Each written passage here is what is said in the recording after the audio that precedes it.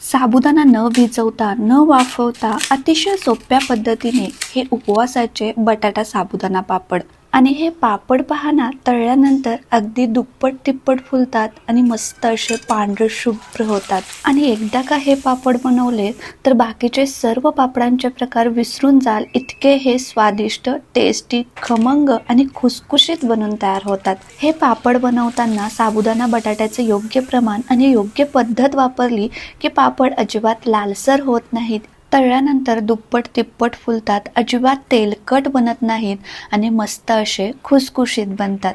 नमस्ते, मी Satya recipe Marathi या चॅनलवर आपले खूप खूप खूप मनापासून स्वागत आहे। तर हे साबुदाणा बटाटा पापड बनवण्यासाठी सर्वात पहिल्यांदा मी 350 ग्रॅम म्हणजेच मेजरमेंटच्या कपने 2 कप साबुदाणा घेतला। आता हा साबुदाणा आपण भाजून घेणार आहोत आणि साबुदाणा भाजल्यानंतर अगदी आतपर्यंत भाजला जावा, मस्त खमंग आणि खुसखुशीत भाजला जावा यासाठी या साबुदाण्यावरती पहिल्यांदा 4 ते 5 चमचे पाणी ऍड करायचं। खूप जास्त पाणी घालायचं नाही। तर पहा 350 ग्रॅम शाबूसाठी मी 5 चमचे पाणी घातलं आहे आणि शाबूमध्ये मिक्स करून घेतल्यानंतर पहा साबुदाणा फक्त ओलसर झाला आहे।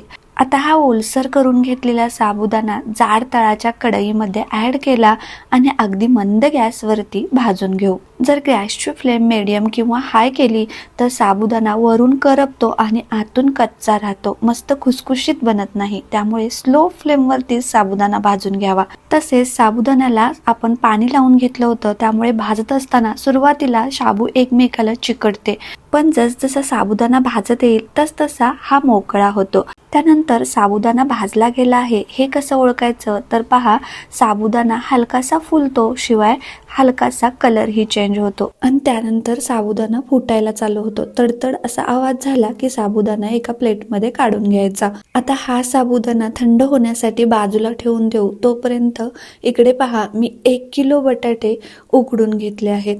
तर 350 ग्रॅम साबुदाण्यासाठी 1 किलो बटाटा अगदी बरोबर प्रमाण आहे। जर बटाटा जास्त झाला तर पापड लालसर होतात। आता हे उकडून साली काढून घेतलेले बटाटे खिसणीवरती खिसून घेऊ। मॅशरने मॅश करून घेतले तरीही चालतात, पण खिसणीवरती खिसून घेतलं म्हणजे यामध्ये अजिबात बारीक कण राहत नाहीत।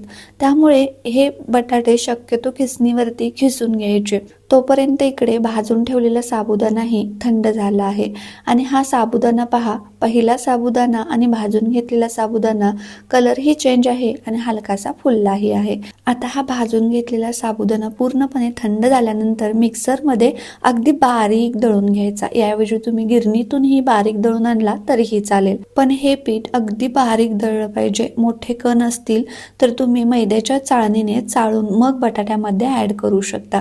तर आपण भाजून घेतलेल्या 350 ग्रॅम साबुदाण्याचं सर्व पीठ या बटाट्यामध्ये ऍड करायचं।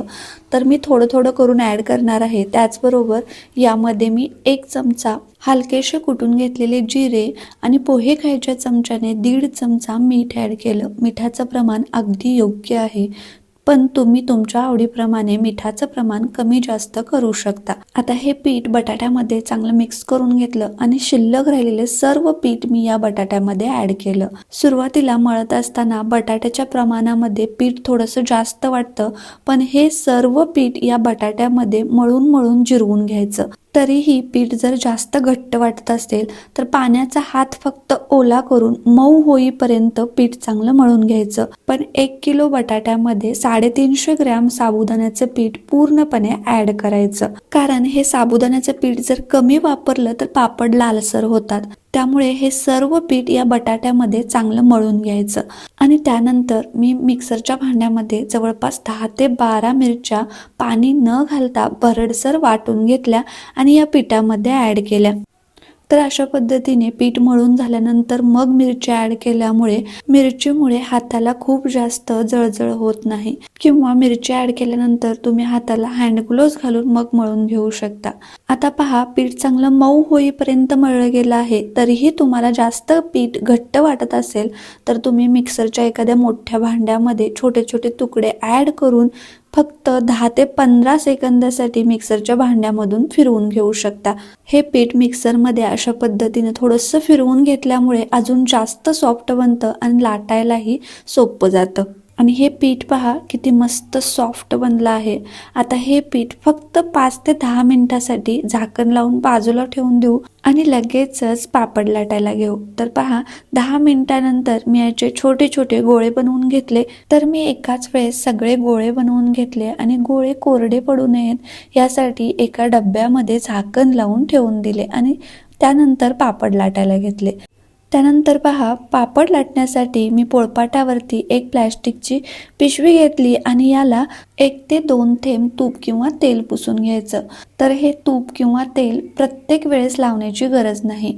एकदा का पिशवीला तेल किंवा तूप पुसून घेतलं तर कमीत कमी 20 ते 25 पापड बनेतोपर्यंत पिशवीला तेल लावण्याची किंवा तूप लावण्याची गरज नाही. त्यानंतर पीठ अगदी सॉफ्ट मळलं गेलं असल्यामुळे पापड लाटत असताना पापडाच्या काठाने चिराही जात नाहीत. अगदी पाहिजे तसा पातळ लाटता येतो आणि पापड पहा किती सुंदर पातळ बनून तयार झाला आहे. आता सर्व पापड एकाच साईज मध्ये बनवायचे असतील तर अशा पद्धतीने पापडवरती एखादं टोपण मारून घ्यायचं. तर हे साबुदाण्याचे पापड जितके पातळ लाटता येतील तितके लाटून घ्यायचे आणि हा पापड पहा किती मस्त आणि पातळ बनून तयार झाला आहे. तर हे पापड तुम्ही अशाच पद्धतीने लाटून बनवू शकता किंवा मशीनवरतीही बनवून घेऊ शकता किंवा तुम्ही या दुसऱ्या पद्धतीनेही पापड बनवू शकता. तर सेम एखाद्या प्लॅस्टिकच्या शीटवरती गोळा ठेवायचा, गोळ्यावरती ही प्लॅस्टिकची शीट लावून घ्यायची आणि वरून एखाद्या प्लेटने अशा पद्धतीने प्रेस करून घ्यायचं आणि हा पहा किती पटकन आपला पापड बनवून तयार झाला. तर तुम्ही या दुसऱ्या पद्धतीने हे पापड बनवून घेऊ शकता, पण मला हे प्रेस करून बनवलेले पापड थोडे जाड वाटतात त्यामुळे मी सर्व पापड लाटून बनवले आहेत. आता हे पापड वाळवण्यासाठी उन्हात घालण्याचीही अजिबात गरज नाही. घरामध्येच तुम्ही फॅन खाली हे पापड वाळवून घेऊ शकता. तर पहा मीही घरामध्येच एका कॉटनच्या कपड्यावरती फॅन खाली सुकण्यासाठी ठेवले आहेत. तर हे पापड फॅन खालीच 1 ते 2 दिवसामध्ये चांगले वाळले जातात. पण हे पापड आपण 1 वर्षभरासाठी स्टोर करून ठेवतो त्यामुळे चांगले टिकण्यासाठी हे पापड घरामध्ये पूर्णपणे वाळल्यानंतर 1 ते 2 तासासाठी उन्हामध्ये चांगले वाळवून घ्यायचे. तर पहा आपण घेतलेले साबुदाणा आणि बटाट्याच्या प्रमाणामध्ये 70 ते 75 पापड बनून तयार होतात. तर पहा मी येथे सर्व पापड मस्त असे लाटून घेतले आणि फॅन खाली घरामध्येच 2 दिवस चांगले वाळवून घेतले आणि घरामध्येच पापड चांगले वाळले गेल्यानंतर फक्त 2 तासासाठी हे पापड मी उन्हामध्ये ठेवले होते. तसेच हे पापड जर लाटल्यानंतर डायरेक्ट उन्हामध्ये वाळवले तर पापडांचा फक्त आकार बदलतो. चला आपले पापड मस्त तयार झाले आहेत. आता पटकन तळून पाहूयात. आता हे पापड तळण्यासाठी तेल अगदी धूर सुटेपर्यंत गरम करायचं नाही किंवा खूप कमी गरमही ठेवायचं नाही, पण तेल चांगलं गरम असलं पाहिजे. तर पहा हे पापड तेलात टाकल्यानंतर किती मस्त फुलले जातात, अगदी दुप्पट तिप्पट होतात. तसेच अजिबात लालही दिसत नाहीत, मस्त असे पांढरे शुभ्र आणि खुसखुशीत बनून तयार झाले आहेत. आमच्या घरी सर्वात जास्त आवडणारा पापड म्हणजे हे उपवासाचे साबुदाणा बटाटा पापड. तुम्हीही हे पापड एकदा नक्की ट्राय करून पहा, तुम्हालाही खूप आवडतील. मस्त असे खुसखुशीत, अजिबात तेलकट नसणारे, दुप्पट तिप्पट फुलणारे हे पांढरे शुभ्र खुसखुशीत उपवासाच्या पापडाची रेसिपी तुम्हाला थोडी जरी आवडली असेल तर एक लाईक करा आणि कमेंट्स करून सांगायला विसरू नका कसे बनले आहेत ते. तसेच माझ्या चॅनलवर अजून नवीन असाल किंवा अजून सबस्क्राईब केलं नसेल तर प्लीज सबस्क्राईब करून घ्या. फेसबुक पेजवर पाहत असाल फॉलो करून घ्या. परत भेटू अशाच परफेक्ट रेसिपी घेऊन. तोपर्यंत बाय बाय.